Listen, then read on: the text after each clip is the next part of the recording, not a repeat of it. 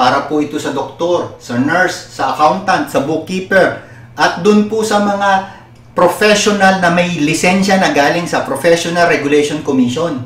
Aba, hindi po tayo dapat magbayad ng local tax, business tax, o city tax sa mayor. Okay lang magbayad ng mayor's permit, pero exempted po tayo sa local tax, business tax, at saka sa city tax. Ngayon, kung nakapagbayad na po kayo, kasi ang average niyan 35 to 50,000 ang binabayaran eh. Pag ang kinikita ay 2 million, aba, kontakin niyo na po si Sonia, si Lenlen sa number na ito.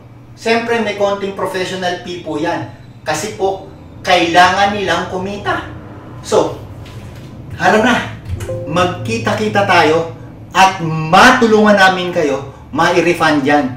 Para sa susunod na taon, ay hindi nyo na ho bayaran yung city tax, local tax, at ang business tax.